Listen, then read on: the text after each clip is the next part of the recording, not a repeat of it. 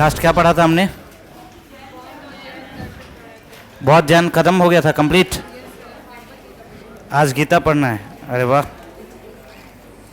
चलो।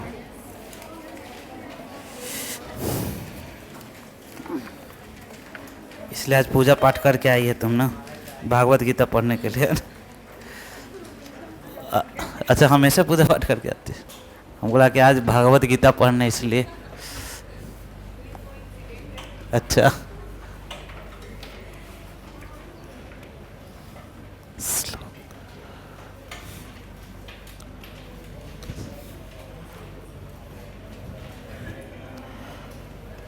ठीक है, तो बस पढ़ के रखना नहीं है। मिश्रा जी आवाज़ थोड़ा सा इसको बढ़ाइए ना। पढ़ के रखना नहीं है, इसको यूज़ करना है अपने आंसर्स में, ठीक है। तो आज मैं बहुत सारे श्लोक बताऊंगा आपको, और ये भी बताऊंगा कि इसको यूज़ कहाँ पे करना है, ठीक है। इसका प्रयोग कहाँ पे करना है ये भी मैं आपको बताऊंगा, ठीक है। तो भागवत गीता, इनका नाम रखें ये लोग भागवत गीता व्याख्यान। अगले दिन से मैं भी एकदम पूरा टीका होका लगा के आऊँगा व्याख्यान करने, ठीक है। भागवत गीता व्याख्यान माइक, ठीक है। तो सबसे पहला जो थीम हम लोग स्टार्ट करेंगे, लिखेंगे नैतिक नेतृत्व। नैतिक नेतृत्व,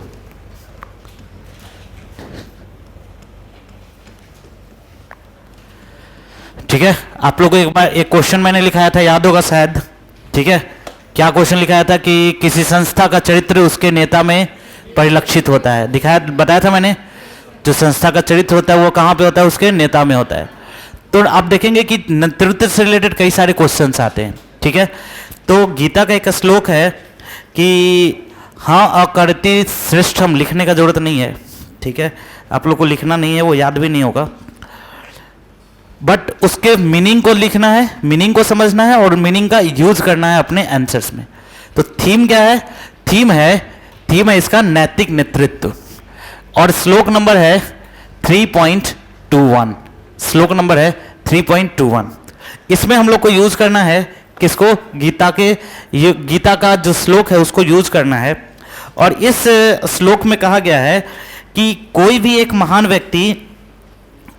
व्यक्ति जो कार्य करता है उस कार्य का अनुसरण अधिकांश लोग करते हैं, या लोग उसका अनुसरण करते हैं। अपने कार्यों के द्वारा जो वो स्टैंडर्ड फिक्स करता है, अपने कार्यों के द्वारा जो वो मानक निर्धारित करता है, उस मानक का अनुसरण संपूर्ण विश्व करता है। तो आप अपने आंसर्स में ऐसे यूटिलाइज करेंगे कि गीता के अनुसार या श्री भगवत गीता के अनुसार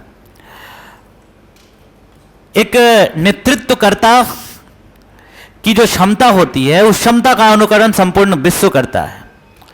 वह अपने कार्यों से, वो जैसा भी कार्य करता है, वो जिस प्रकार का भी कार्य करता है, अगर वो महान नेता है तो उसके कार्यों का अनुसरण अन्य लोग करते हैं, है ना। इस तरीके से चीजों को क्या करेंगे, आप उसको यूज करेंगे। और इसका वर्तमान समय में प्रासंगिकता को भी हम लोग यूज करेंगे कि इसकी वर्तमान समय में क्या प्रासंगिकता है। तो वर्तमान समय में जब हम लोग इसकी प्रासंगिकता देखते हैं, तो वर्तमान समय में क्या है? संपूर्ण जगह पे यहां पर दो चीजें हैं। पहला क्या? नैतिक, और दूसरा क्या? नेतृत्व, ठीक है।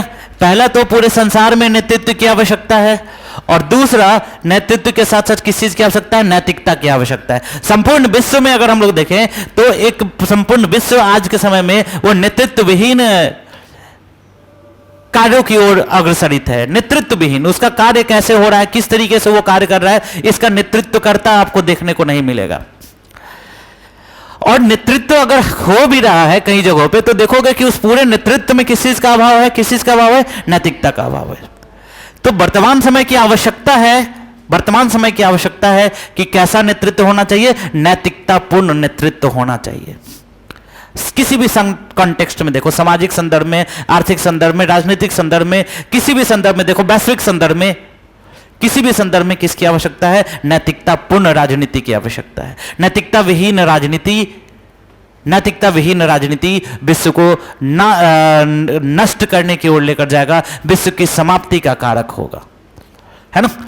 कहीं भी जहां नैतिकता नहीं है, जिस संसार में नैतिकता नहीं, जिस विश्व में नैतिकता नहीं, जिस के कर्मों में नैतिकता नहीं है, वो क्या नहीं है, उसकी सस्टेनेबिलिटी ज्यादा नहीं है।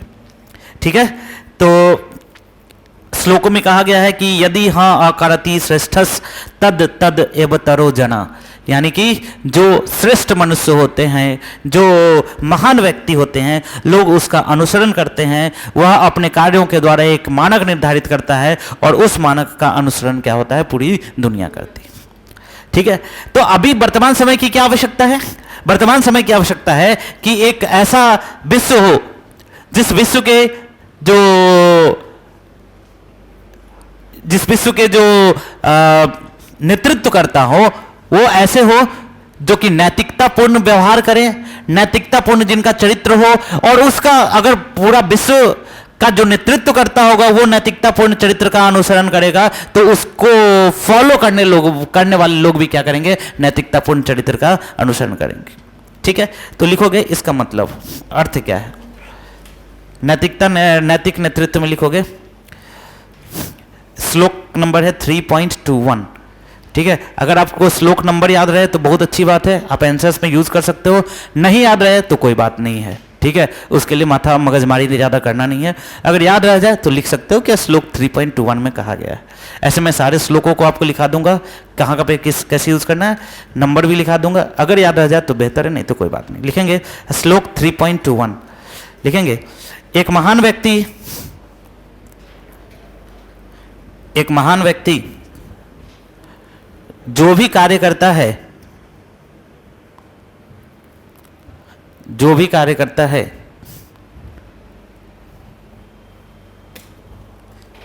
उसका अनुसरण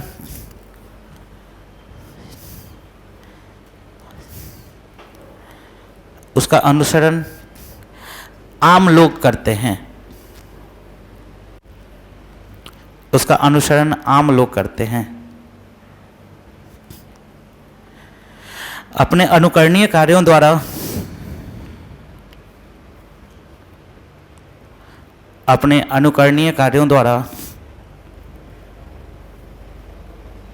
वह एक मानक निर्धारित करता है।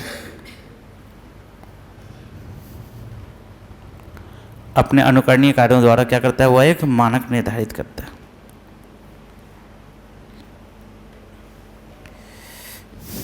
मानक निर्धारित करता है। अब लिखोगे वर्तमान में क्या प्रासंगिकता है इसके नीचे लिखो वर्तमान प्रासंगिकता।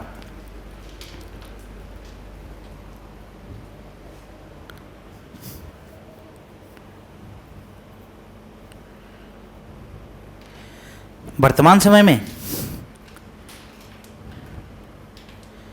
समाज और संगठनों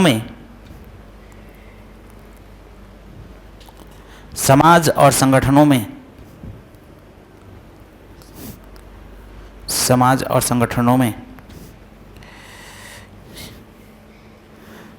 अनुकरणीय नैतिक नेतृत्व की आवश्यकता है। अनुकरणीय नैतिक नेतृत्व की आवश्यकता है।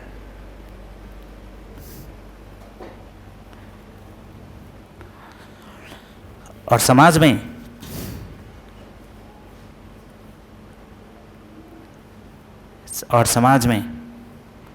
नैतिक मानक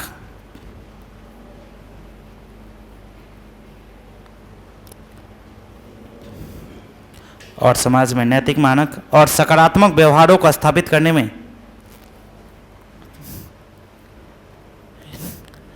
नैतिक मानक और सकारात्मक व्यवहारों को स्थापित करने में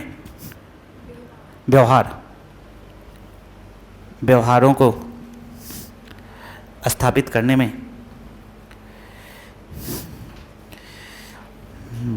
यह नेतृत्व, कौन सा नेतृत्व, नैतिक नेतृत्व महत्वपूर्ण भूमिका निभा सकता है। यह नेतृत्व नैतिक भूमिका निभा सकता है।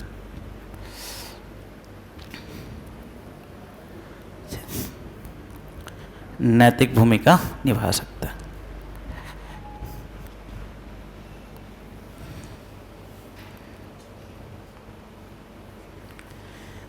ठीक है, क्लियर है क्या? दूसरा लिखोगे सच्चा नेतृत्व, सेकेंड थीम लिखोगे सच्चा नेतृत्व, ये भी नेतृत्व के अंदर ही है, सेकेंड थीम है सच्चा नेतृत्व। पहला कैसा नेतृत्व था बोलो? नैतिक नेतृत्व। अब कैसा नेतृत्व है? सच्चा नेतृत्व। तो भगवान कहते हैं, श्री भगवान उवाच कि अन्न शून्यतो महात्मनो, कि मैं जो भी बोलूँगा तुम्हारी भलाई के लिए ही बोलूँगा। जो महात्मा होते हैं, कौन होते हैं? महात्मा होते हैं। जो नैतिक पुरुष होते हैं वो हमेशा किसकी भलाई के लिए बोलते हैं? वो समाज की भलाई के लिए बोलते हैं, समाज के कल्याण के लिए कार्य करते हैं। ठीक है, बोलते हैं भगवान कि मेरे इस श्लोक के अंदर कहते हैं ईश्वर श्री केशव महाराज कहते हैं कि तुम मेरे सर्वोच्च शब्दों को सुनो, सबसे ऊंचे शब्द को सुनो। कई बार क्या होता है कि शब्दों के अंदर की जो अभिव्यक्ति होती है, शब्द कहते कुछ और है और उनका तात्पर्य जो होता है वो क्या होता है? कुछ और होता है। इसी संदर्भ में कहते हैं भगवान कि तुम मेरे सर्वोच्च शब्द को सुनो, मैं जो कहना चाहता हूं उसको सुनो, मेरी अनुभूति को सुनो, क्योंकि मैं जो भी तुमको बोलूंगा तुम मेरे प्रिय हो। मैं जो भी तुमको बोलूंगा वो किसके लिए बोलूंगा? मैं तुम्हारे लाभ के लिए ही बोलूंगा।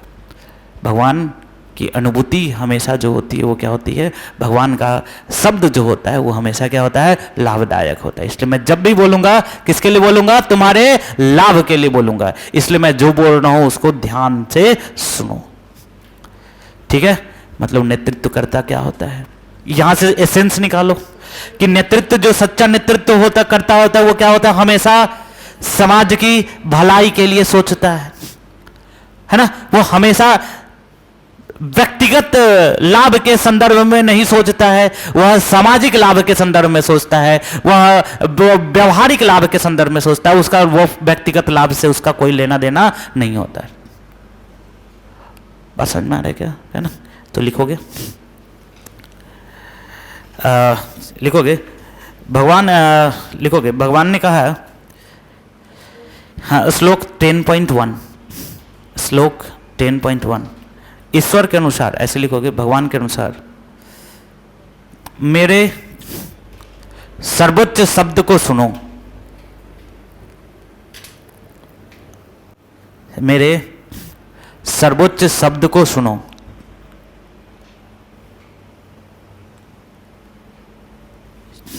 मैं जो तुमसे कहूंगा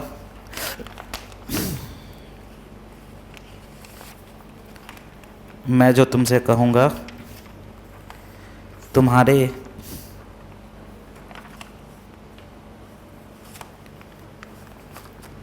लाभ के लिए कहूंगा।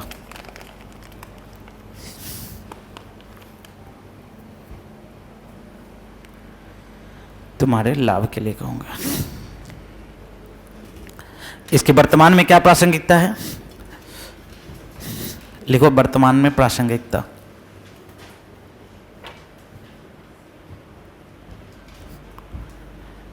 वर्तमान में प्रासंगिकता। ठीक है, अब इन सब चीज को खाली कॉपी में नहीं रखना है, 3 रुपए किलो नहीं बेचना है इसको। ठीक है, इसको कॉपी से कहां पर लिखना है? आंसर सीट वाले कॉपी में इसको क्या करना है? यूज करना है। तो इसको वर्तमान में प्रासंगिकता कहां पे है? नेताओं का आजकल का जो चरित्र हो गया है, इसको सेक्शन 2 वाले में भी यूज करोगे। नेताओं का जो वर्तमान का चरित्र हो गया वो कैसा हो गया है? कैसा हो गया है ना? अनैतिक। कई बार देखेंगे कि अनैतिक कर्तव्य, अनैतिक व्यवहार करते हुए भी लोग देखे जाते हैं। तो यह नेताओं को यह बताता है कि आप नेता जो होता है, जो ईश्वर होता है, वो कैसा होता है? हमेशा सबकी भलाई के लिए सोचता है, निस्वार्थ होता है, चौकस होता है, चौकन्ना होता है। वह आत्ममुग्धता से प्रभावित नहीं होता है, आत्म केंद्रितता से प्रभावित नहीं होता है। वह सिर्फ और सिर्फ अपने लाभ के लिए लाभ उन्मुख और लाभ केंद्रित नहीं होता है। वह हमेशा विश्व के कल्याण के लिए कार्य करता है। किसके कल्याण के लिए कार्य करता है? विश्व के कल्याण के लिए। ठीक है, तो कल से अब हम सुबह सुबह जो है आस्था चैनल पे भाषण देंगे। ठीक है, तुम लोग उठ के देखना, है ना। तो लिखोगे, अच्छा है तो ठीक है, चलो। नहीं है कौन बोला नहीं है? है? पीछे से कोई बोला नहीं है? अच्छा ठीक है, जाओ यहां से, मत सुनो, ठीक है? लिखो, लिखोगे नेताओं की निस्वार्थता, नेताओं की निस्वार्थता, या जो भी लिखो, नेताओं की निस्वार्थता और कल्याण के लिए समर्पित होने के लिए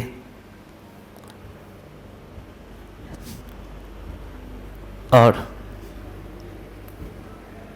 कल्याण के लिए समर्पित होने के लिए प्रोत्साहित करता है।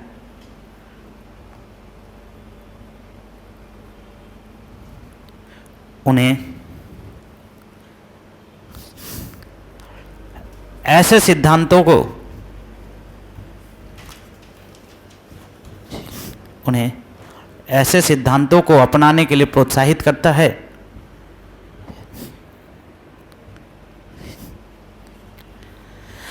ऐसे सिद्धांतों को अपनाने के लिए प्रोत्साहित करता है जो दूसरों को लाभान्वित करते हैं,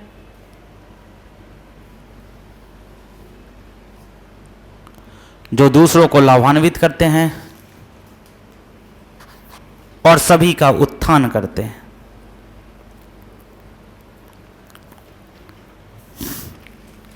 और सभी का उत्थान करते हैं।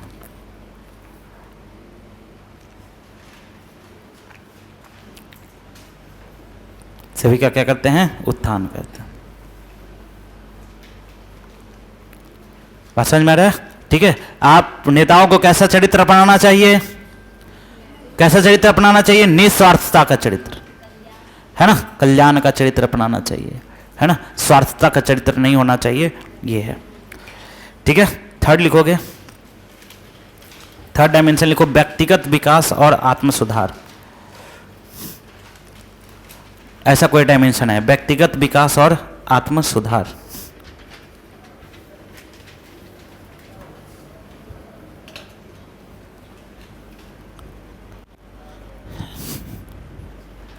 व्यक्तिगत विकास और आत्म सुधार, ठीक है।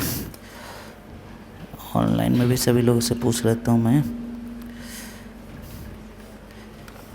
ठीक है। कोई डाउट होगा तो आप लोग भी बोलिएगा, ठीक है, कि अगर कुछ भी समझने में मुश्किल हो तो थर्ड डायमेंशन है व्यक्तिगत सुधार और व्यक्तिगत विकास और आत्म सुधार। और इसके अंदर फर्स्ट डायमेंशन लिखना, प्रतिकूल परिस्थितियों का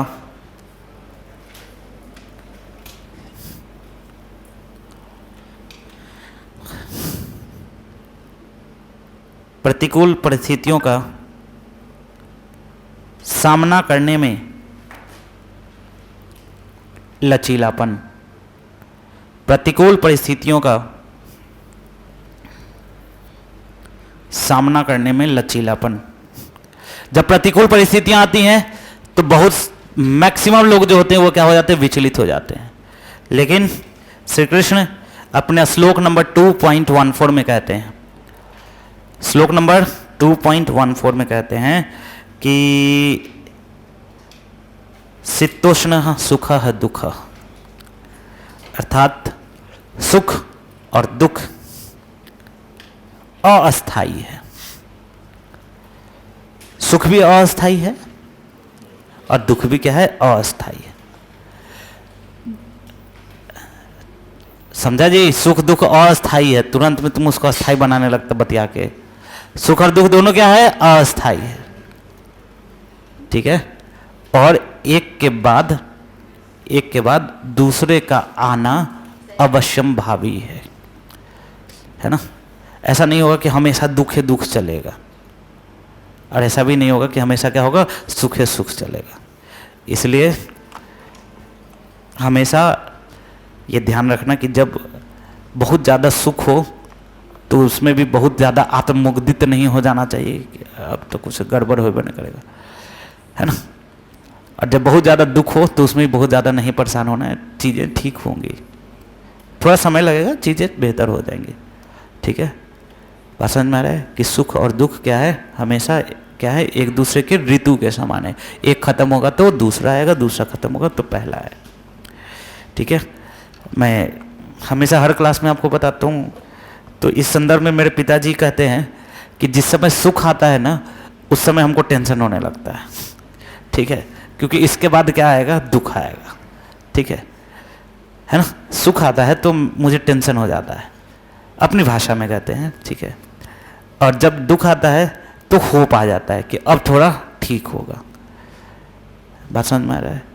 तो न तो खुश में बहुत ज़्यादा खुशी होना है, और न तो दुख में क्या हो जाना है, बहुत ज़्यादा दुखी होना है। सुख और दुख दोनों एक दूसरे के क्या हैं, पूरक हैं, है ना, क्या हैं, एक दूसरे के पूरक हैं। तो लिखोगे, इसलिए क्या, प्रतिकूल परिस्थिति में, प्रतिकूलता में खड़ा होने का क्षमता कौन आपको प्रोवाइड करता है? जब आपकी थॉट, आपकी थिंकिंग, आपकी सोच कि अगर यह स्थिति प्रतिकूल है तो निश्चित रूप से क्या होगी, अनुकूल होगी। बात समझ में आ रहा है? स्थिति क्या है, प्रतिकूल है तो क्या होगा, थोड़े टाइम के बाद क्या होगा, अनुकूल होगा, ठीक है। तो इसलिए भगवत गीता में कहा गया है कि शीतोष्ण सुख दुखद, मतलब कि सुख और दुख क्या होते हैं, अस्थायी रूप से प्रकट होते हैं, दोनों एक दूसरे के पूरक हैं। एक समय आने के बाद उनका लुप्त हो जाना और एक समय आने के बाद पुनः उनका प्रकट हो जाना, यह आवश्यक है, यह अवश्यंभावी है, यह होगा ही होगा। जिस प्रकार से सर्दी और गर्मी, एक के जाने के पश्चात दूसरा और दूसरे के जाने के पश्चात पहले का आना क्या है, आवश्यक है। जिस प्रकार दिन के बाद रात और रात के बाद दिन का होना आवश्यक है, उसी प्रकार से सुख के आने के बाद दुख का और दुख के आने के बाद सुख का होना क्या है, आवश्यक। लिखेंगे इसको, कहां पे यूज करेंगे, कौन सा क्वेश्चन में, जहां पर आपको सेल्फ सफिशिएंट, सेल्फ प्रतिकूल परिस्थिति में आपको खड़ा होने की जो बात होगी, वहां पर आप इस श्लोक का यूज करेंगे। श्लोक नंबर 2.14 लिखेंगे। 41 नहीं, 14 बोला मैंने, 14, ठीक है। लिखोगे, सुख और दुख का अस्थायी रूप से प्रकट होना, सुख और दुख का अस्थायी रूप से प्रकट होना और समय आने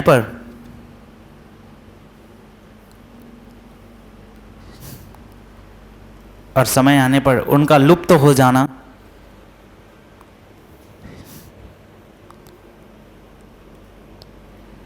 उनका लुप्त हो जाना, सर्दी और गर्मी के ऋतुओं के,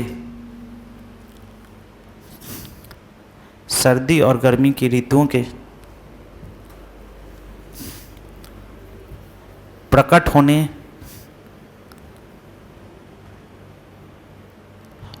और उनके लुप्त हो जाने के समान है।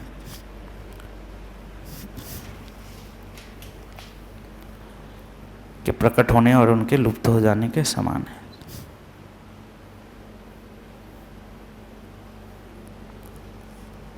उनके लुप्त हो जाने के समान। वर्तमान समय में प्रासंगिकता लिखो, क्या है,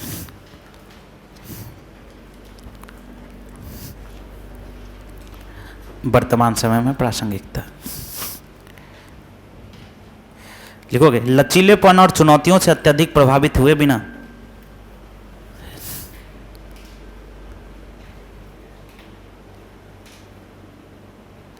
लचीलेपन और चुनौतियों से अत्यधिक प्रभावित हुए बिना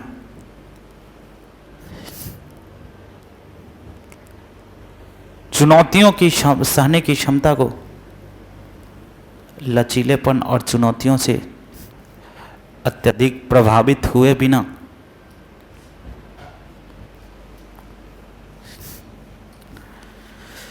अत्यधिक प्रभावित हुए बिना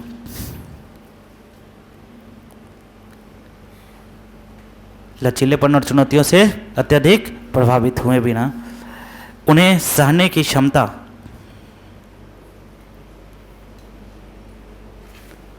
उन्हें सहने की क्षमता को प्रोत्साहित करता है।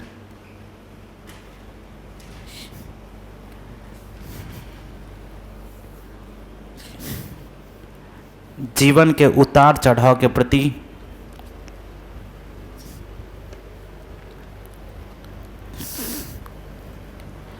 जीवन के उतार चढ़ाव के प्रति संतुलित और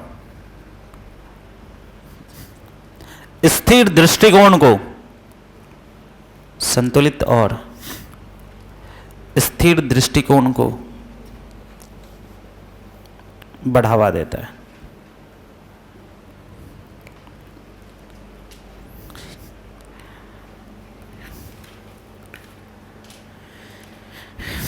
स्थिर दृष्टिकोण को क्या कहते हैं? बढ़ावा देता।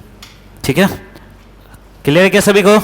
तो सबको कहां पे यूज करना है ये बड़ा इंपॉर्टेंट है, इसलिए मैंने देखोगे कि मैंने लिखा भी दिया कि ऐसा क्वेश्चन होगा तब इसको यूज करना है। ठीक है, नेक्स्ट लिखोगे आत्मसंदेह पर काबू पाना।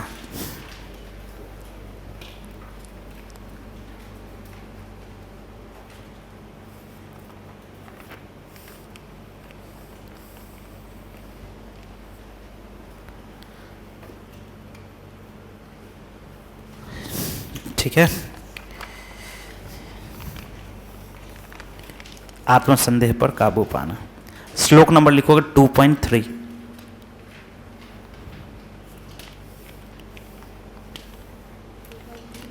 2.3 2.3 लिख ले सभी लोग। श्री कृष्ण कहते हैं कि हे पार्थ, तुम पुरुषत्व की तरफ मत झुको, तुम अपने हृदय के अंदर जो तुच्छता है,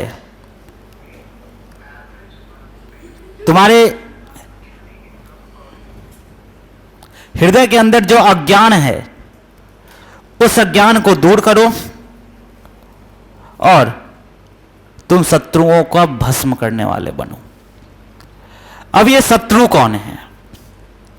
शत्रु दो प्रकार के होते हैं, है ना। शत्रु जो होते हैं दो प्रकार के होते हैं। एक आंतरिक शत्रु होते हैं जो सबके मन में होता है, और ये बड़ा विनाशक शत्रु है, कभी भी आपका विनाश कर सकता है। शत्रु दो प्रकार के। आशीष कहाँ शत्रु को खोज रहा है? मन के अंदर नहीं है, उसको निकाल देना है। शत्रु दो प्रकार के, ठीक है। कौन कौन सा शत्रु? एक आंतरिक शत्रु है ना, और दूसरा जो शत्रु होता है वो होता है बाह्य शत्रु। तो तुम कैसे पुरुष हो? तुम अपने अंदर जो अज्ञानता है उस अज्ञानता को दूर करो। अज्ञानता को क्या करो भाई लोग? दूर करो। और तुम शत्रुओं का विनाशक बनो, शत्रुओं का भस्म करने वाले बनो। कौन से शत्रुओं का? आंतरिक शत्रुओं का भी और बाह्य शत्रुओं का। तुम्हारे मन में जो शत्रु है ना, राग द्वेष करुणा, तुम्हारा जन्म कर्म करने के लिए हुआ है। राग द्वेष करुणा माया को अपनाने के लिए नहीं। तो तुम क्या बनो? शत्रुओं का क्या करने वाले बनो? भस्म करने वाले बनो। शत्रुओं को एकदम तुरंत उठा के एकदम इसके वेलोसिटी से फेंक देना है ना। मन में अगर कोई शत्रु आया कि ये हो रहा है, नहीं हो रहा है, गलत हो रहा है, अच्छा हो रहा है, कैसे? इसलिए इनको बोलते हैं कि जब ये कब बोलते हैं? जब उन बोलते हैं कि ये तो मैं किसके ऊपर वान चलाऊं, ये सभी तो मेरे क्या हैं? अपने हैं। तो उस समय श्री कृष्ण कहते हैं कि कोई अपना पराया नहीं होता है ना। जो शत्रु होता है वो शत्रु होता है, चाहे वो आपके खुद का शत्रु हो, मानसिक शत्रु हो या बाह्य शत्रु हो। कर्म प्रधान है, और ये जो अपनापन है ये क्या है? अज्ञानता है। जो सत्य के साथ है वही तुम्हारा अपना है। किसके साथ है? जो है जो सत्य के साथ है वही अपना है, और जो असत्य के साथ है वो तुम्हारा अपना है ही नहीं। तो उठो, वो क्या है? शत्रु है। जो सत्य के साथ नहीं है, तुम अगर सत्य के साथ हो और जो सत्य के साथ नहीं है वो क्या है? तुम्हारा शत्रु है। तो तुम उठो, शस्त्र को उठाओ और शत्रुओं का क्या करो? विनाश करो। शत्रुओं का क्या करो? विनाश करो। आंतरिक शत्रु जो होगा उसका विनाश कैसे होगा? पॉजिटिवनेस से। मानसिक शत्रु का विनाश कैसे होगा? सकारात्मकता से। ये जो गीता कहा गया है, ये आप देखोगे तो हमेशा हर एक दिग में, हर एक काल में ये क्या है? उतना ही रिलेवेंट है। हर एक संदर्भ में उतना ही रिलेवेंट है। तो जो मानसिक शत्रु है कई बार क्या होता है कि बैठे बैठे सोचते सोचते सोचते सोचते मन में क्या होने लगता है, एकदम लगने लगता है कि क्या हो रहा है, नहीं हो रहा है ना। वो आपकी सकारात्मकता का क्या करता है, छेप पकड़ लेता है, खत्म कर देता है आपकी सकारात्मकता को। तो सकारात्मकता को छेप पकड़ने वाला नहीं, सकारात्मकता को उजागर करने वाले बनो।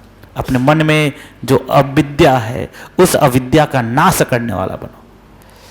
तो सामने वाला तो तुम्हारा जो सत्य के साथ है, अगर तुम सत्य के साथ हो तो जो सत्य के साथ है वही तुम्हारा क्या है, परिवार है। और जो असत्य के साथ है वो तुम्हारे परिवार नहीं है, तो उसका क्या करो, शत्रु है उसका क्या करो, नाश करो। ठीक है, समझ में आ रहा है? बोलो, किसे भी इधर उधर से जा रहा है?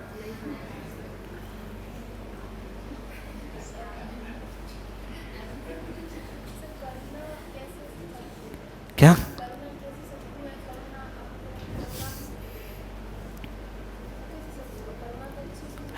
उससे क्या होता है कि करुणा अच्छी चीज है, लेकिन जैसे किसी करुणा से आसक्ति उत्पन्न होती है, आसक्ति उत्पन्न होती है, जहां आसक्ति उत्पन्न होती है वहां पर क्या होता है, आप प्योर सोल नहीं रह जाते।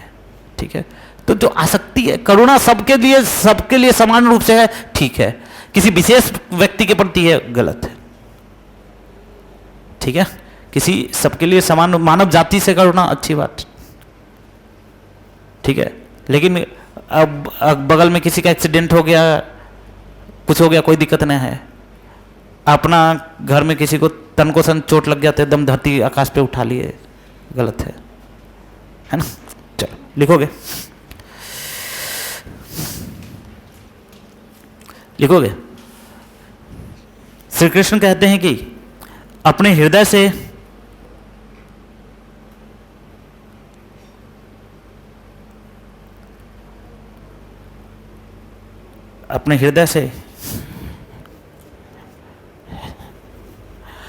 राग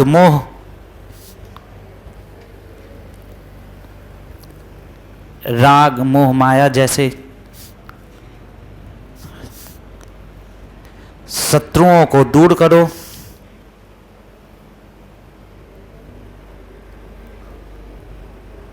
और इन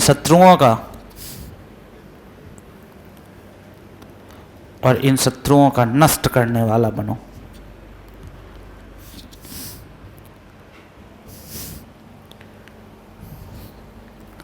अब इसका वर्तमान कॉन्टेक्स्ट में कहां यूज है, सो लिखो, नष्ट करने वाला बनो। ठीक है, वर्तमान प्रासंगिकता क्या है, सो लिखो।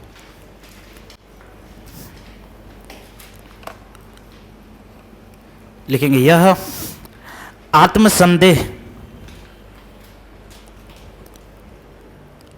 और भय के क्षणों का, यह आत्मसंदेह और भय के क्षणों का सामना करने और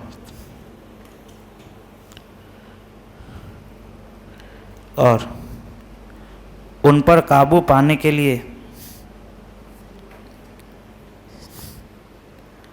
प्रोत्साहित करता है।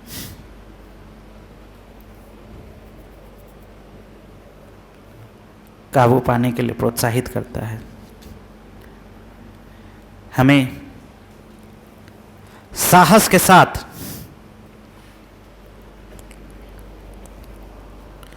अपनी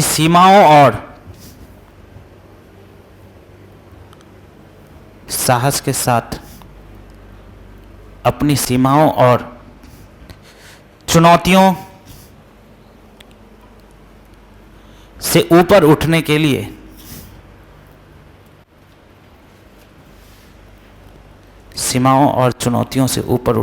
प्रोत्साहित करता है।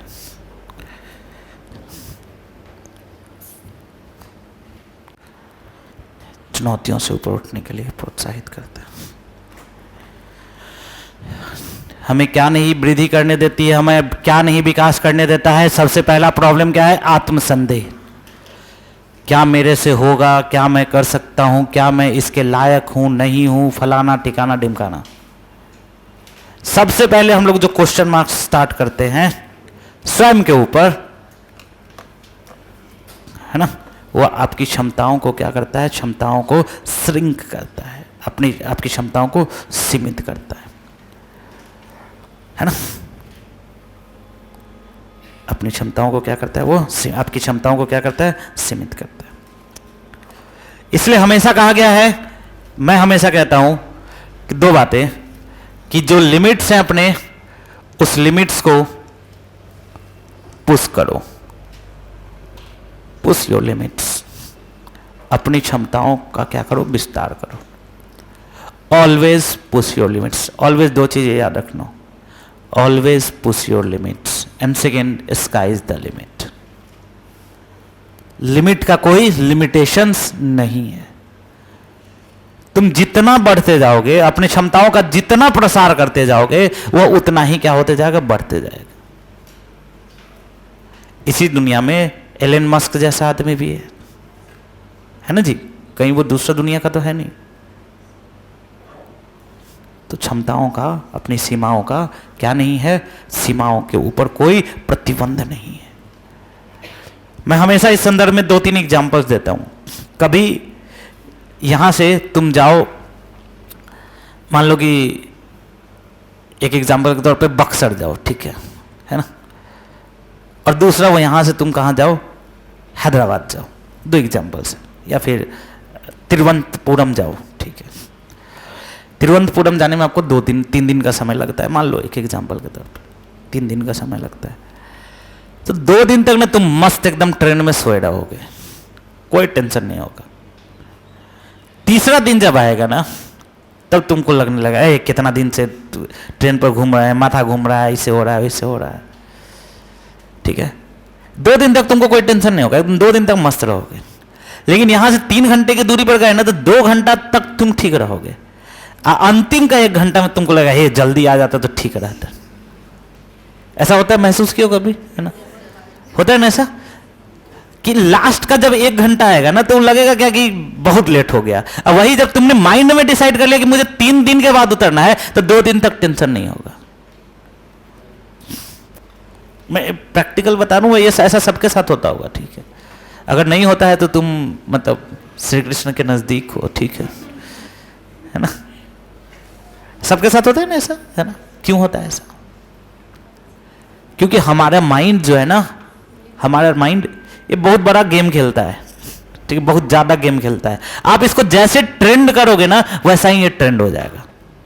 अगर सोच लिए कि 3 दिन तक तो कोई उपाय नहीं है, तो 3 दिन तक ये एकदम शांति से रहेगा। और सोच लिए कि नहीं 3 घंटा में ही उतरना है, तो 2 घंटा के बाद ही आपको कोलाहल मचाना शुरू करेगा, भाई उतर, जल्दी जल्दी उतर। कभी कभी तो अगर ट्रेन रुक गया घर से पहले 1-2 किलोमीटर 2 घंटा पहले अगर उतर गया, ठीक है, अगर उतर गया तो तुमको क्या लगेगा, जैसे उतर जाएगा तो तुमको क्या लगेगा कि उतर के, ट्रेन से उतर के और क्या करे जाए, कहीं दूसरे जगह चले जाए, है ना। ट्रेन से उतर के क्या हो जाए, कहीं दूसरे जगह पे हम चले जाए। बात समझ में आ रही कि नहीं? तो इस तरीके की घटनाएं जो हैं वो काफी ज्यादा घटित होती है अपने लाइफ में। तो ऑलवेज पुश योर लिमिट्स, हमेशा अपनी लिमिट्स को, अपनी क्षमताओं को क्या करो, अपनी क्षमताओं को क्या करो, लिमिट करो, अपनी क्षमताओं को बढ़ाते जाओ। उसको लिमिटेशन में नहीं बांधना, उसको क्या करते जाना, बढ़ाते जाना। तो इसलिए लिखेंगे, ये वाला मैंने लिखा दिया था क्या, इसका इंप्लीमेंटेशन, प्रासंगिकता लिखा दिया क्या? ओके, ठीक है। नेक्स्ट लिखोगे, सफलता में दृढ़ संकल्प की भूमिका। सफलता में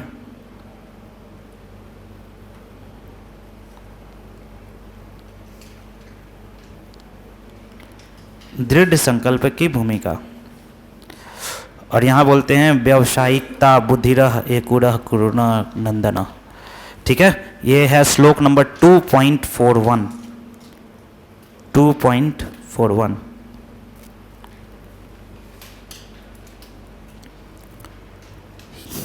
2.41,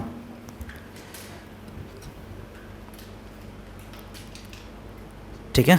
2.41 यहां श्री कृष्ण कहते हैं क्या, कि जो लोग अपने मार्ग पर दृढ़ हैं, जो लोग अपने उद्देश्य में दृढ़ हैं, जिनका लक्ष्य एक है, जिनका क्या एक है, लक्ष्य एक है, उनकी बुद्धि भी क्या है, सीमित। उनकी बुद्धि जो है वो एक ही जगह पर क्या है, केंद्रित है। जिनके लक्ष्य अनेक हैं, उनकी बुद्धियां भी क्या होती है, कई ब्रांचों में क्या होती है, बंटी होती है। बात समझ में आ रहा है क्या? लक्ष्य केंद्रित है तो बुद्धि भी क्या होगा, केंद्रित होगा, है ना। ऑलवेज तुम एक ही चीज के बारे में, उसी चीज के बारे में सोचोगे, ठीक है। मैंने एक दिन और एग्जांपल दिया था शायद तुम लोग के क्लास में, पता नहीं किस क्लास में एग्जांपल दिया था, कि जैसे मान लो कि ये लगा हुआ है, क्या बोलते हैं, किसी बीपीएससी के कोचिंग का पोस्टर लगा हुआ है कहीं पे, या कुछ भी लिखा हुआ है किताब में, तुम्हारा दिमाग, तुम रास्ते में चल रहे हो, तुरंत तुमको दिख जाएगा, चाहे तुम्हारे काम का हो या नहीं हो।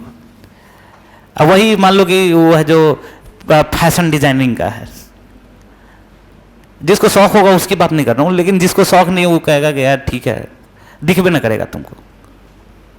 लक्ष्य निर्धारित है तो हमेशा जो दिमाग है वो दिमाग उसी संदर्भ में कार्य करता है, ठीक है। तो क्या बोलते हैं, लिखोगे, जो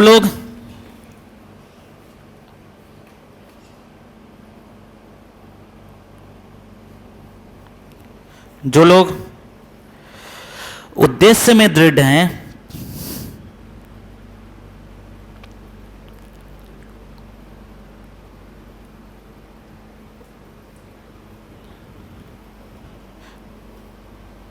उनका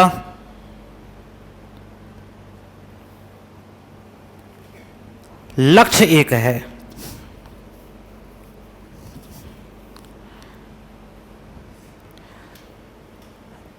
और जो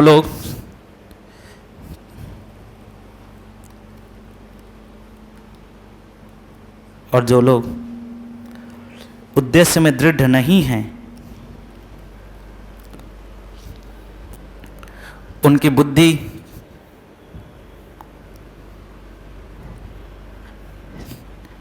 बुद्धि कई शाखाओं में बंटी होती है,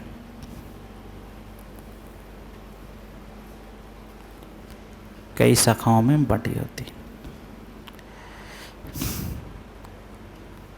तो यहां श्री कृष्ण कहते हैं कि कैसी बुद्धि वाली बनो, कैसे बुद्धि वाले बनो, जिसका उद्देश्य क्या हो, दृढ़ हो, है ना, लक्ष्य क्या हो, एक हो, ठीक है। बात समझ में आ रहा है? तो इसको कहां पे यूज करोगे, वर्तमान प्रासंगिकता लिखोगे, सफलता प्राप्त करने में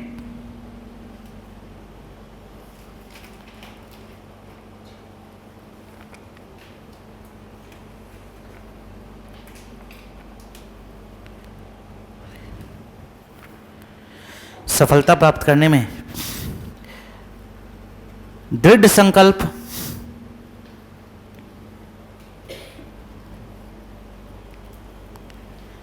संकल्प, और विलक्षण उद्देश्य के महत्व का प्रकाश डाला गया है।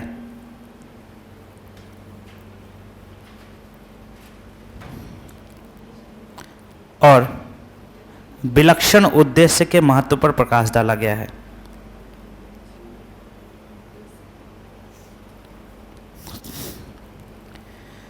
विकर्षणों से बचने के लिए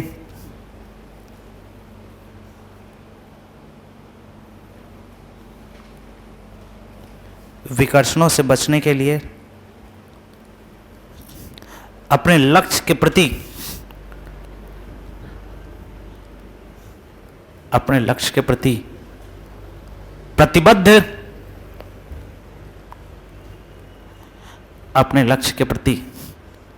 प्रतिबद्ध रहने की आवश्यकता पर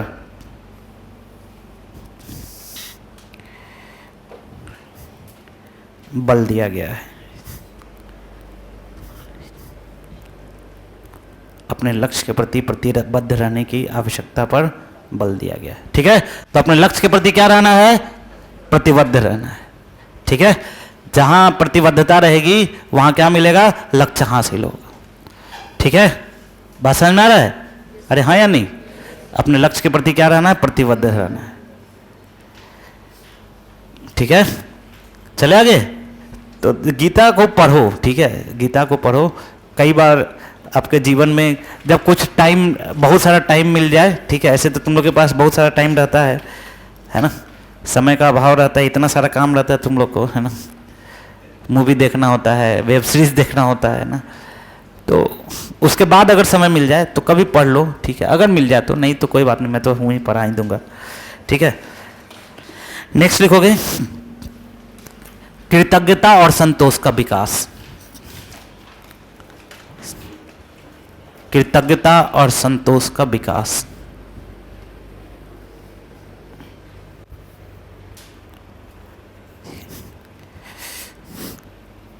संतुष्टम सततम योगी। संतुष्टम सततम योगी। जो संतुष्ट है, जो सतत है, वही क्या है? योगी है ना। योगी का मतलब क्या है? योगी का मतलब क्या है? जो क्या है? संतुष्ट है, जो सतत है, जो सतत रूप से प्रयत्नशील है, वही योगी है। इस संदर्भ में यहीं से योग दर्शन का विकास हुआ, और योग दर्शन में कहा गया कि योग, देखो बेसिकली योग दर्शन जो है वो अलग कुछ नहीं है, वह समाधि को प्राप्त करने की अवस्था में, इस बार क्वेश्चन भी आया था 69th के बीपीएससी में, ठीक है, योग से रिलेटेड, और उसमें यही चीज लिखना था कि योग के प्राप्त करने की जो अवस्था है वो अलग अलग अवस्थाओं से होकर गुजरती है। यम, नियम, प्राणायाम, प्रत्याहार, धारणा, ध्यान, समाधि, ठीक है, कई अवस्थाओं से होकर गुजरती है आपके योग की अवस्था। बस योग दर्शन में क्या किया गया है? उन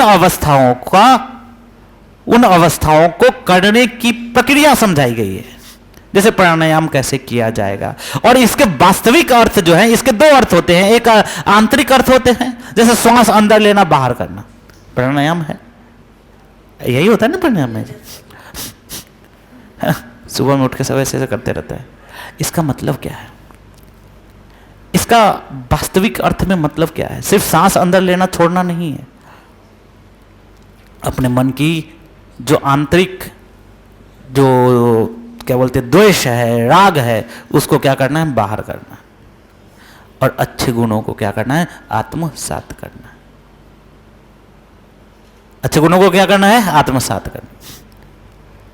समाधि की अवस्था है, तो समाधि की अवस्था में क्या होता है? समाधि की अवस्था में क्या होता है कि आप ईश्वर से क्या होते हैं? कांटेक्ट में आ जाते हैं, ईश्वर से मिल जाते हैं। बोला जाता है ना कि रामकृष्ण परमहंस को श्री माँ काली का दर्शन होता था,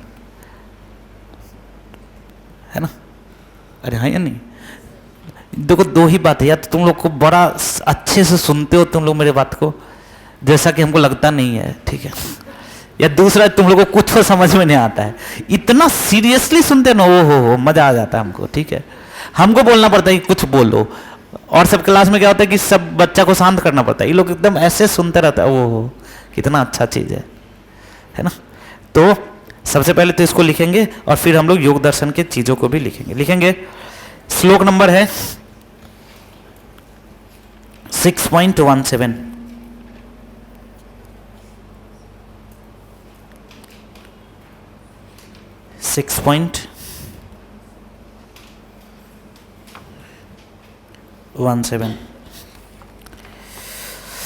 इसमें क्या कहा गया? लिखोगे, वह योगी शाश्वत रूप से संतुष्ट है,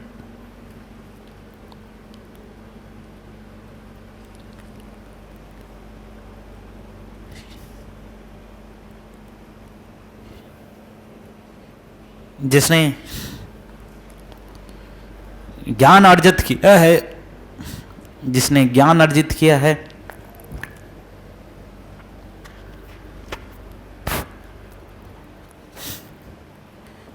जिसने ज्ञान अर्जित किया है, जो अविचल रहता है और जिसने अविचल रहता है और जिसने इंद्रियों पर नियंत्रण और जिसने इंद्रियों पर नियंत्रण प्राप्त कर लिया है,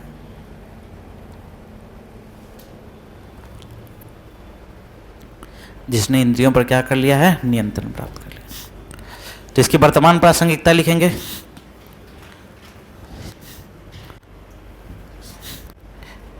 वर्तमान प्रासंगिकता, समग्र कल्याण के लिए आंतरिक संतुष्टि,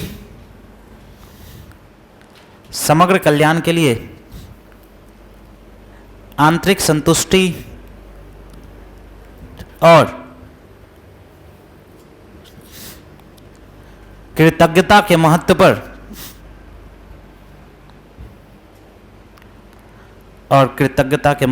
बल देता है।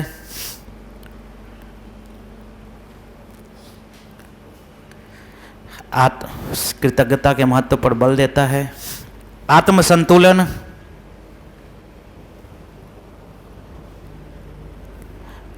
आत्म जागरूकता,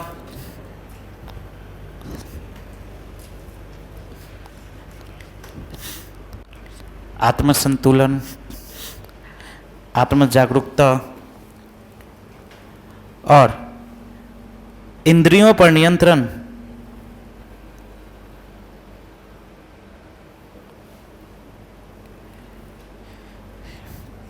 के पश्चात जीवन की वकालत करता है।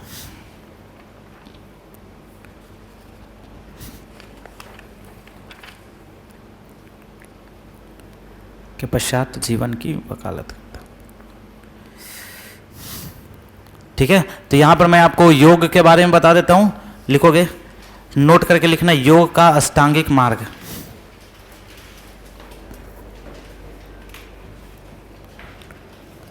योग का अष्टांगिक मार्ग याद करो सब लोग। अष्टांगिक मार्ग में क्या क्या है योग में? बोलो यम, बोलो सब लोग मेरे साथ, क्या क्या है? यम, यम नियम, याद रहेगा कौन कौन सा? बोलो यम नियम आसन। थर्ड बोलो कौन सा? आसन। प्राणायाम, 4 याद हो गया, कौन कौन सा? यम नियम आसन प्राणायाम प्रत्याहार। नेक्स्ट क्या है? प्रत्याहार। 5 बोलो कौन कौन सा हो गया? यम नियम आसन प्राणायाम। नेक्स्ट क्या बोला? प्रत्याहार। उसका नेक्स्ट बोलो धारणा। नेक्स्ट क्या है? धारणा। नेक्स्ट है ध्यान, ध्यान और लास्ट क्या है? समाधि। धारणा, ध्यान और समाधि। तो 8 बोलो मेरे साथ, कौन कौन सा हो गया? बोलो यम नियम आसन प्राणायाम प्रत्याहार धारणा ध्यान समाधि। फिर से बोलो यम नियम आसन प्राणायाम प्रत्याहार धारणा ध्यान समाधि। याद रहेगा सभी को, है ना? सबके बारे में एक एक करके बताता हूं कि इसका मतलब क्या है। सबसे पहले लिखोगे यम। यम, ठीक है? यम, ये यम यम है, हम वाला नहीं है, ठीक है? यम का मतलब होता है, यम का मतलब होता है कंट्रोल, नियंत्रण। लिखोगे यम का अर्थ है मन वचन और कर्म। मन वचन और मन वचन और कर्म पर नियंत्रण। मन पे नियंत्रण, वचन पे नियंत्रण और किस पे नियंत्रण? कर्म पे नियंत्रण। और इसके अंतर्गत पंच महाव्रतों, पंच महाव्रतों, पंच महाव्रतों के पालन की चर्चा की गई है।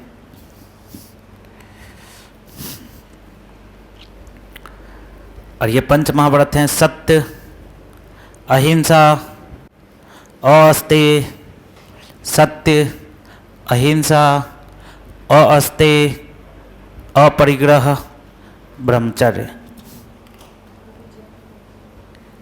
ठीक है, ब्रह्मचर्य। ठीक है, सत्य अहिंसा याद करो कौन कौन सा है। सत्य, अहिंसा, अस्तेय, अपरिग्रह और ब्रह्मचर्य। सत्य का मतलब तो पता ही होगा, अहिंसा का मतलब भी पता होगा, और अस्तेय का मतलब क्या होता है? चोरी न करना। अपरिग्रह का मतलब क्या होता है? क्या? लालच न करना, धन का संग्रह न करना। और ब्रह्मचर्य का मतलब क्या होता है? इंद्रियों पे नियंत्रण रखना।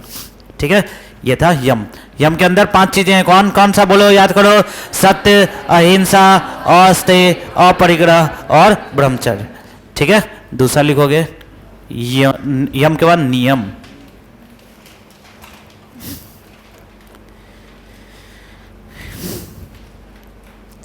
और नियम के अंतर्गत किसकी बात की गई है? अनुशासन की। लिखोगे इसके अंतर्गत अनुशासन की बात की गई है कि क्या करना चाहिए, क्या करना चाहिए।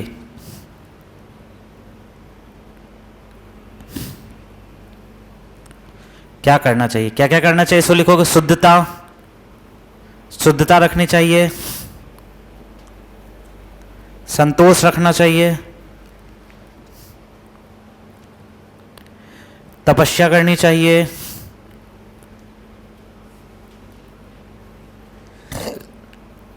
शुद्धता, संतोष, तपस्या, स्व अध्याय या स्वाध्ययन,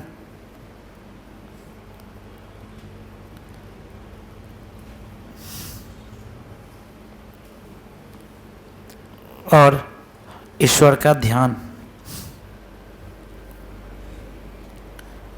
और ईश्वर का ध्यान।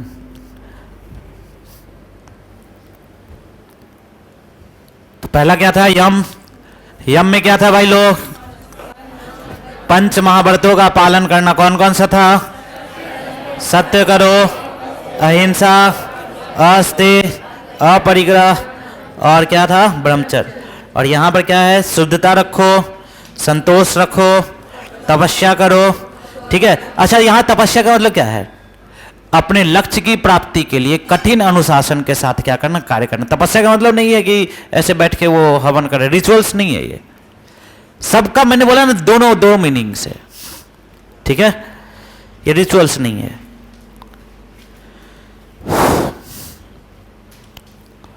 और स्वच्छता का मतलब क्या है?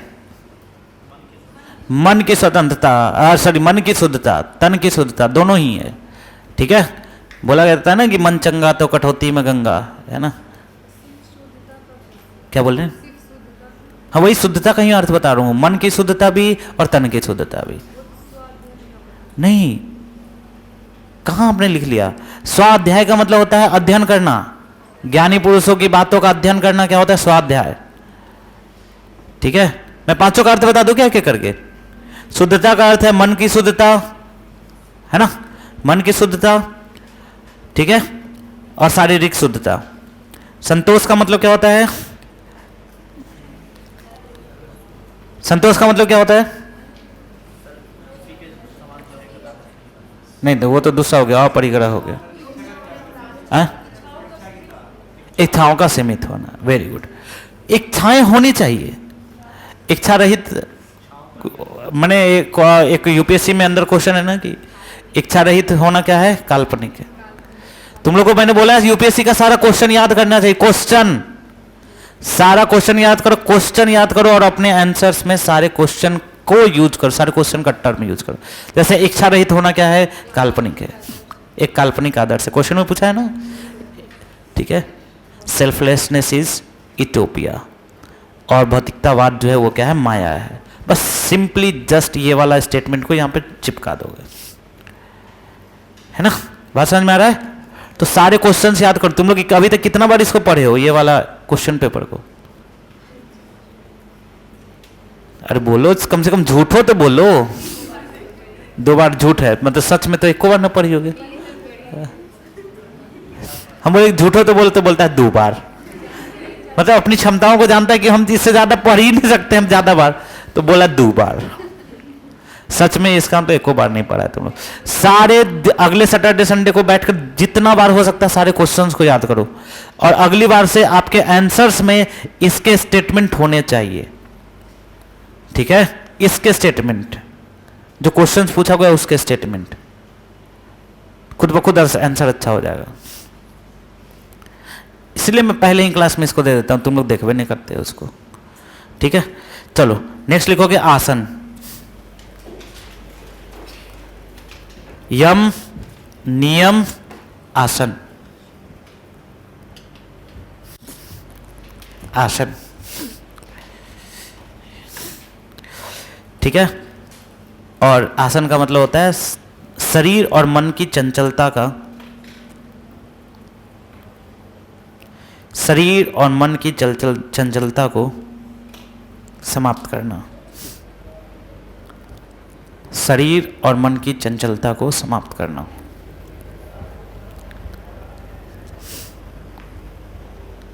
शरीर और मन की चंचलता को समाप्त करना, है ना? मन चंचल होता है ना जी? इच्छाएं क्या होती है? अनंत होती हैं। तुम लोग को एक बात बोलते हैं, ठीक है? सोचो कि हमको कुछ नहीं सोचना है, और ज्यादा नहीं, 30 सेकेंड, ठीक है? 30 सेकेंड बिना कुछ सोचे हुए तुम करके बिना कुछ सोचे हुए बस किसी चीज पर ध्यान देना। इसलिए पहले का लोग जो होता था ना, बड़ा इंटेलिजेंट होता था। मतलब सूर्य नमस्कार किया जाता। क्या है सूर्य नमस्कार?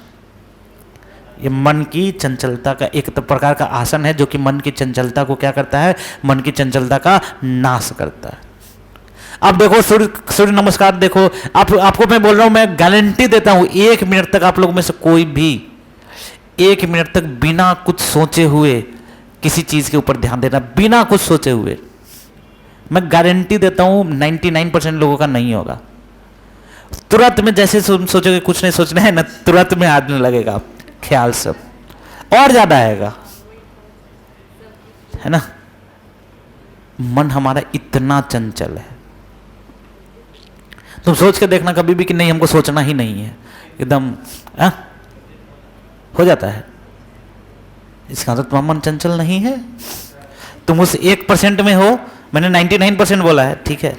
तो तुम 1% में हो, ठीक है? भगवान करे सभी का ऐसा हो, ठीक है? सुबह उठकर आप लोगों से विनम्र निवेदन है कि कम से कम 1 मिनट जो है ना, आप ऐसे कंसंट्रेशन कीजिए, ठीक है? आपके कंसंट्रेशन बहुत बढ़ जाएंगे, पढ़ने की क्षमता का विकास होगा, ठीक है? बात समझ में आ रहा है?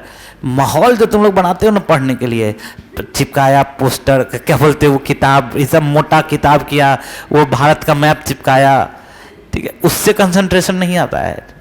असम में मैप चिपकाने का फिर फोटो खींचा, रील्स बनाया, तो कहाँ से उसमें हमारे चंचलता का नाश होगा? देखो आदमी कैसे चंचल होते जा रहा है। सो देखो हम इसका उदाहरण बताते हैं। मैं तो रियल लाइफ एग्जांपल्स देखता हूँ, ठीक है? पहले क्या था, टीवी चलता था, 5 घंटा का मूवी होता था, 3 घंटा का मूवी, 2 घंटा का प्रचार, ठीक है? 5 घंटा का होता था। फिर क्या हुआ, धीरे धीरे उस 5 घंटा में से क्या होने लगा कि ऐसा आने लगा कि तुमको जो टीवी मन करे वो आने लगा। CD नहीं आता था, CD और VCP। तुम लोग तो उस जमाने के हो नहीं, तो तुम लोग को नहीं पता, वो हमारे जमाने में आता था, ठीक है? तो 3 घंटा का मूवी 3 घंटा में। उसके बाद फिर क्या हो गया कि मोबाइल में आने लगा। तो अब 3 घंटा का मूवी में जैसे ही गाना आया, तो किसी को गाना अच्छा नहीं लगता तुरंत उसको बढ़ा दिया, किसी को मारपीट अच्छा नहीं लगता तुरंत बढ़ा दिया। फिर वो मूवी से क्या हो गया, उस मूवी से थोड़ा शॉर्ट वीडियो आने लगा यूट्यूब पे, तो अब हंसने वाला वीडियो सब एक जगह। उसके बाद क्या हो गया, शॉर्ट्स आ गया। अब देखो कितना चंचल है आदमी। अब आदमी 30 मिनट तक भी मूवी नहीं देख सकता है। पहले का जमाना में हम लोग पूरा 5 घंटा मूवी बैठ के देखते थे। जितना देर प्रचार होता था बैठ के सुन रहे हैं, प्रचारों याद हो जाता था, है ना? साइकिल प्योर अगरबत्ती, है ना? याद हो जाता था ना प्रचार, सारा ऐड याद हो जाता था। अभी के समय में लोगों बच्चा सबको ऐड दिखाते तुरंत टक टक टक मारेगा। जैसे ऐड आता है 4 सेकंड के बाद स्किप ऐड होता है यूट्यूब पे, वो 4 सेकंड भी बर्दाश्त नहीं होता है, मन करता है उतना देर में फोन तोड़ दे, है ना? अब शॉर्ट्स आ गया, क्यों? क्योंकि मन की चंचलता में क्या हो गया, वृद्धि हो गया। हर तुरंत में चाहिए, एकदम 10 सेकंड 15 सेकंड में नया चीज चाहिए। मन की चंचलता में वृद्धि है। ठीक है, तो हमें 3 बातें अभी तक ध्यान रखा है। क्या क्या? सबसे पहला क्या होना चाहिए? यम, नियम, आसन। नेक्स्ट लिखोगे प्राणायाम।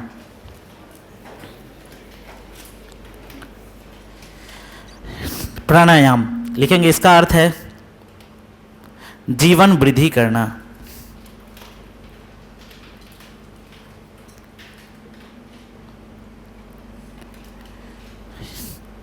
है ना, जीवन वृद्धि करना अर्थात सकारात्मकता के साथ हमेशा आगे बढ़ते रहना।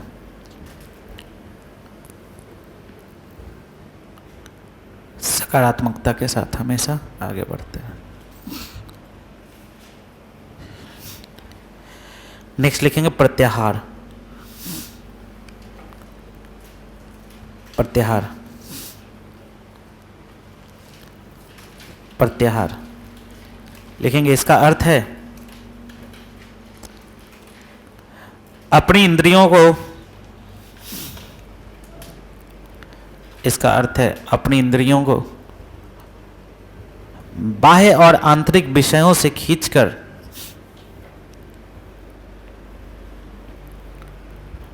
अपनी इंद्रियों को बाह्य और आंतरिक विषयों से खींचकर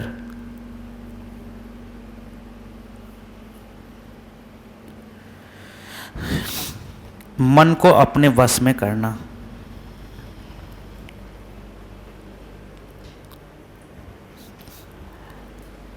दृढ़ संकल्प, मन को अपने वश में करना। दृढ़ संकल्प और कठिन अभ्यास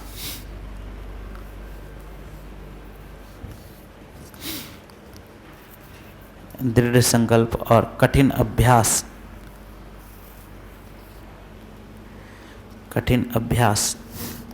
के द्वारा इंद्रियों पर नियंत्रण रखा जा सकता है।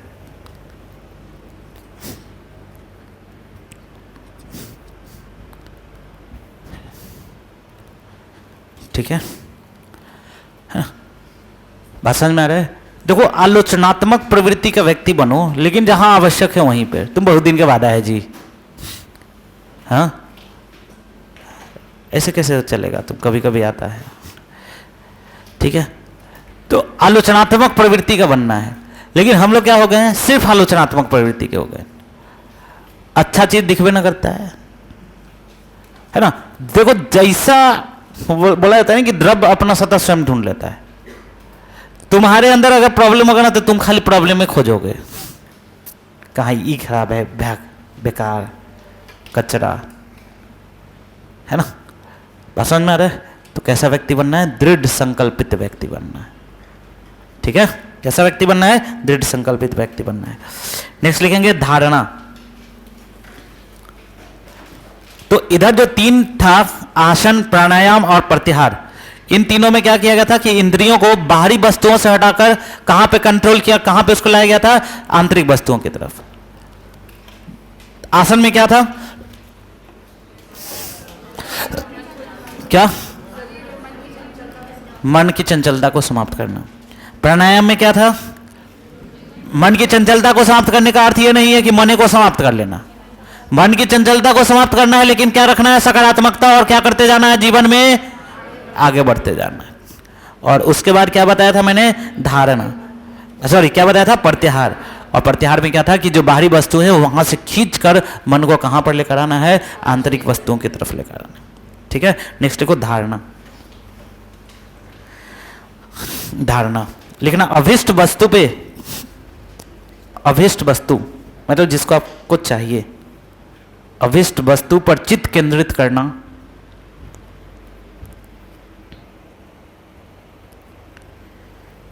अभिष्ट वस्तु पर चित्त केंद्रित करना ही धारणा है।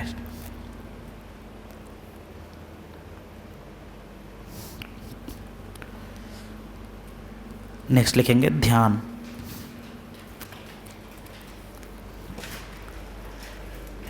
ध्यान ध्यान बिना किसी रोकथाम के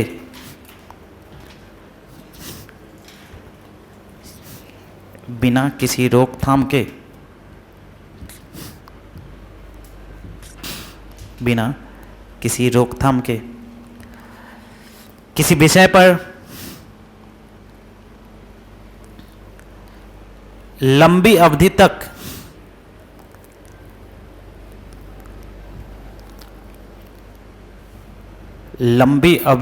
ध्यान केंद्रित करना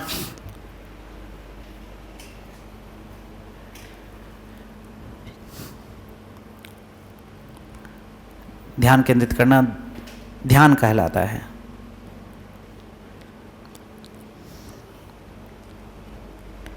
और सबसे लास्ट लिखोगे समाधि।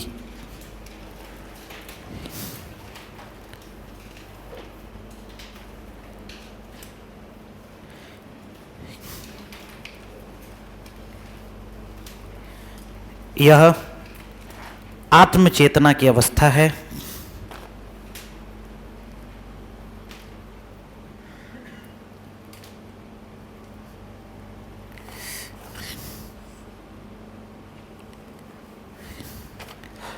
आत्मचेतना को खो देने की अवस्था है। इसमें साधक अभिष्ट में इतना खो जाता है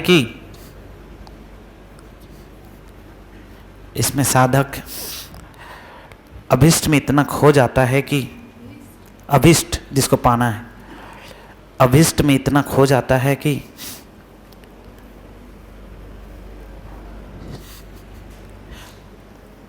उसका अस्तित्व का आभास उसे नहीं रहता।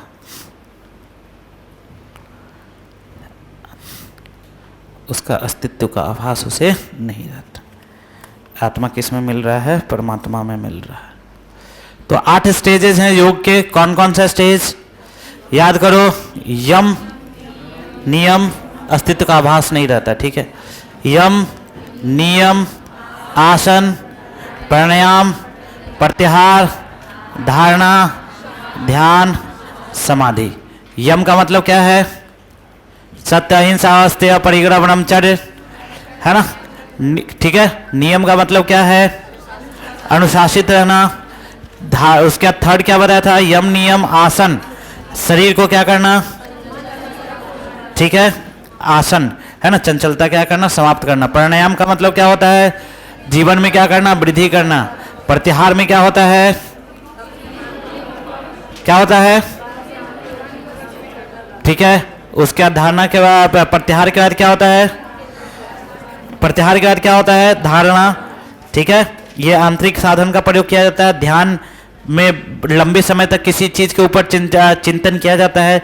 और समाधि में क्या होता है? वह अभिष्ट में क्या हो जाता है? बिल्कुल खो जाता है। अभिष्ट में खोने का मतलब जिसको वो प्राप्त करना चाहता है वो उसको क्या करने लगता है? महसूस करने लगता है, वो बिल्कुल खो जाता है।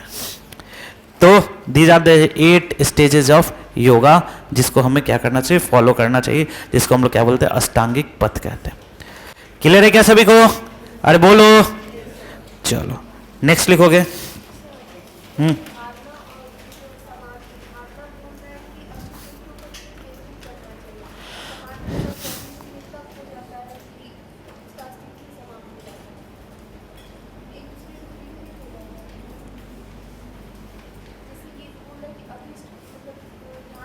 मुझे इसको प्राप्त करना है, ठीक है। तो उसके लिए मैं सारे कर्मों को करूं, ठीक है, जो कर सकता हूं, पूजा पाठ, ज्ञान मार्ग, भक्ति मार्ग, योग मार्ग, सारे मार्गों को करूं। ये क्या है? धारणा है, ध्यान है। और समाधि मतलब क्या है? कि मैं इतना इसमें खो गया कि मेरा खुद का अस्तित्व खत्म, मैं कौन हूं वो नहीं, मेरा पूरा परम लक्ष्य जो है वो क्या है? सिर्फ उसको प्राप्त करना है, ठीक है।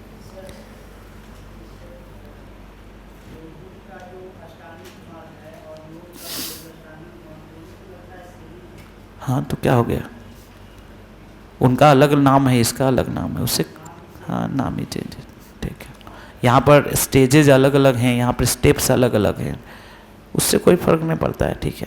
उनका अलग थ्योरी है, इनका अलग थ्योरी, उनका अलग काल है, इनका अलग काल है, ठीक है। हाँ, इतना जरूर है कि सभी धर्मों का एसेंस जो है वो क्या है, समान। सभी धर्मों का सार जो है वो क्या है, समान है ना। शब्द अलग अलग हो सकते हैं, सार जो होता है वो समान होता है। धर्म तो धर्म ही होता है, धर्म तो हमेशा नैतिक होता है ना। किसी भी धर्म में अनैतिकता नहीं सिखाई जाती। धर्म हमेशा क्या होता है, नैतिक होता है। ठीक है, अनैतिकता जो होती है वो क्या होती है, वो प्रवेश करती है। ठीक है, चलो नेक्स्ट लिखोगे, नेक्स्ट डायमेंशन लिखोगे।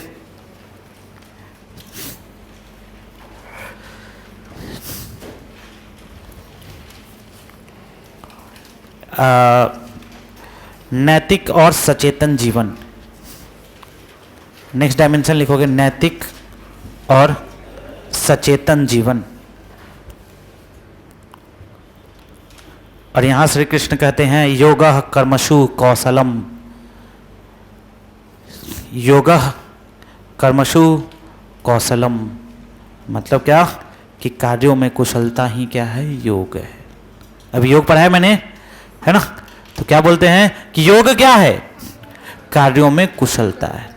इसको यूज कहां पर करोगे, अपनी दक्षता को बढ़ाने के लिए। योग का मतलब सिर्फ और सिर्फ सांस लेना नहीं, सिर्फ धारणा ध्यान नहीं। योग का मतलब हम लोगों के लिए योग का मतलब क्या है, हम लोगों के लिए योग का अर्थ क्या है। योग का अर्थ क्या है कि अपने आप को अपने लक्ष्यों के प्रति इतना क्या कर देना, खुद को समर्पित कर देना। ये हमारे लिए योग है।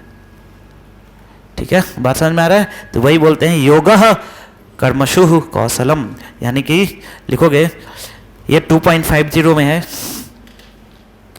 2.50 कार्यों में कुशलता ही योग है। कार्यों में कुशलता ही योग है। कार्यों में कुशलता ही योग है। ठीक है, लिखेंगे पेशेवर कार्यों में कौशल, दक्षता और नैतिक अखंडता के महत्व पर कौशल, दक्षता और नैतिक अखंडता के महत्व पर प्रकाश डाला गया है। और नैतिक अखंडता के महत्व पर प्रकाश डाला गया है। कार्यों में सावधानी,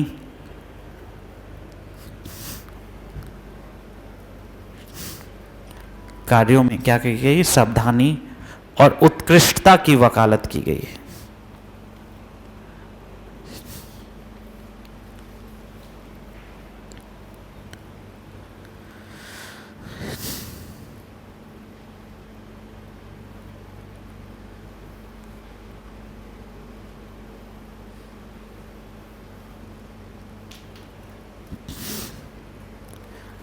ठीक है, किसकी बात की गई है, उत्कृष्टता और सावधानी की वकालत की गई। नेक्स्ट लिखेंगे दीर्घकालीन जीवन यापन। वर्तमान संदर्भ नहीं लिखा है क्या मैंने, तो लिखो इसका वर्तमान संदर्भ क्या है। ये लिखा तो दिया मैंने, क्या लिखा है पहले एक बार पढ़ो तो तुम लोग। कार्यों में कुशलता ही क्या है, योग है। तो यही तो वर्तमान प्रासंगिकता है उसकी। ठीक है, वही इसकी वर्तमान प्रासंगिकता है। नेक्स्ट लिखोगे, नेक्स्ट लिखोगे दीर्घकालीन जीवन यापन।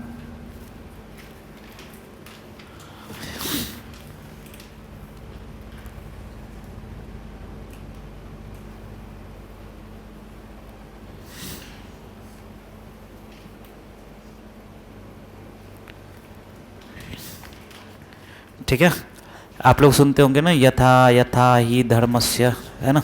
यही वाला तो सब सुना होगा। ठीक है, तो उसी से निकाला गया है। और ये है 3 ये है आपको 3.9।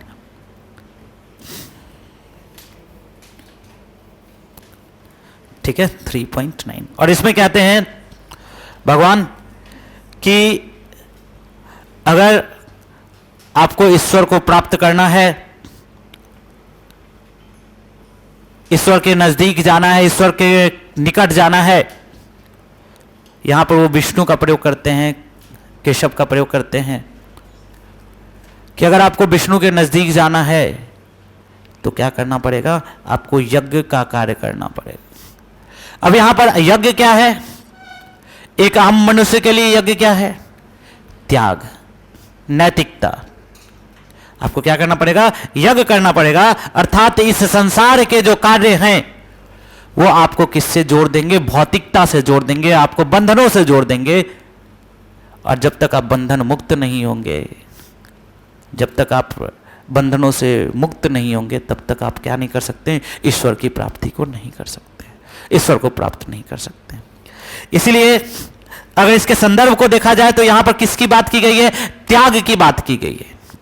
इसलिए मैंने आपको क्या लिखा है, दीर्घकालीन जीवन, यहां पर सस्टेनेबल जीवन किसका होगा, जिसके जीवन में क्या होगा, त्याग की भावना होगी, वैराग्य की भावना होगी, उसी का जीवन क्या होगा, दीर्घकाल होगा। भौतिकता नश्वर होती है, मैंने पहले भी पढ़ाया आप लोग को भौतिकता के बारे में। भौतिकता जो होती है वो क्या होती है, नास्तिक होती है, नश्वर होती है, खत्म हो जाएगा।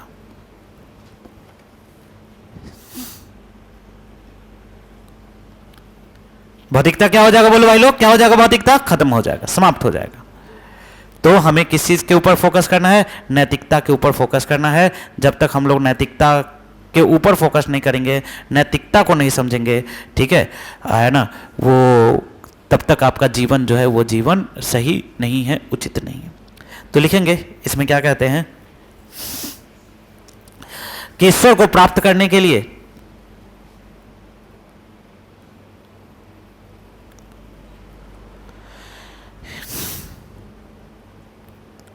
आपको त्याग करना ही पड़ता है।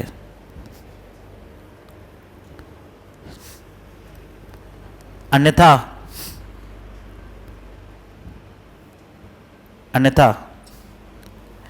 इस संसार के कार्य आपको भौतिकता से, इस संसार के कार्य आपको भौतिकता से जोड़ देते हैं।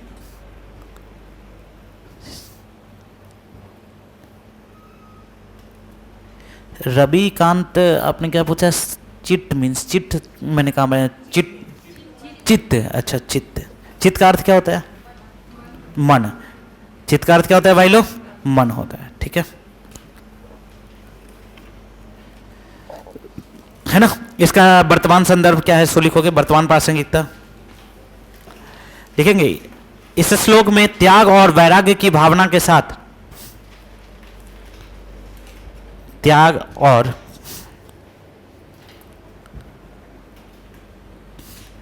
वैराग्य की भावना के साथ कार्य करने के महत्व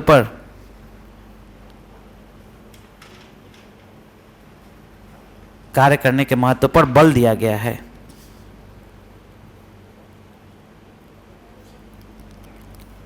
कार्य करने के महत्व पर बल दिया गया है।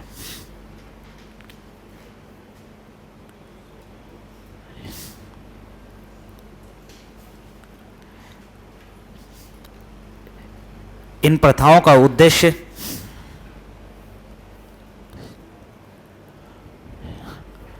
भौतिक बंधनों को कम करते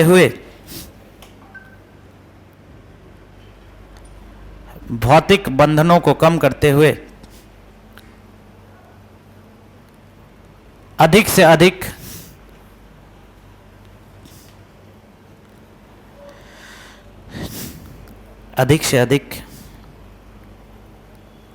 भलाई करना चाहिए, भलाई करने का उद्देश्य होना चाहिए।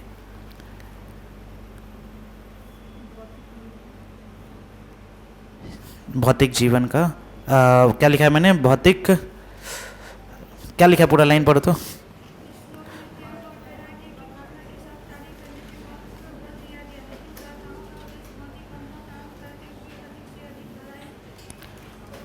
अंत करते हुए अधिक से अधिक भलाई करना होना चाहिए, अधिक से अधिक भलाई करना होना चाहिए, ठीक है, या भलाई करने की भावना होनी चाहिए, जो भी मैंने लिखा है, ठीक है। तो ये था, थोड़ा सा क्लास और चलेगा और कल से हम लोग सेक्शन, नेक्स्ट क्लास हम लोग सेक्शन 3 स्टार्ट करेंगे, ठीक है। सेक्शन 3 में पहले मैथिली स्टार्ट करेंगे और फिर क्या बोले, आवाज़ नहीं आ रही। हाँ, एथिक्स कैसे, इसमें एथिक्स वाला सारा पार्ट हो गया, ठीक है। अब क्या एथिक्स बची यार, इसीलिए तो इसको पढ़ा दिया मैं, इसमें सारे एथिक्स का सारा पार्ट हो गया।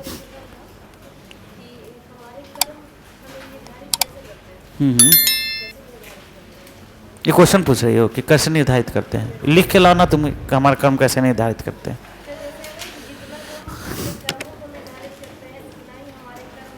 बिल्कुल बिल्कुल, क्वेश्चन को समझो ना, ऐसे हवा में नहीं बोलो, क्वेश्चन को समझो, क्वेश्चन को पढ़ो, क्या पूरा क्वेश्चन पढ़ो, क्या है।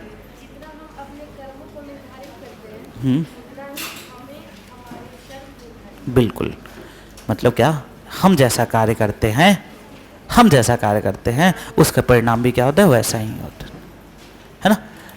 हमारा वर्तमान जो है हमारे भूत का क्या है, रिजल्ट है, और हमारा भविष्य जो होगा वो हमारे वर्तमान का क्या होगा, रिजल्ट होगा।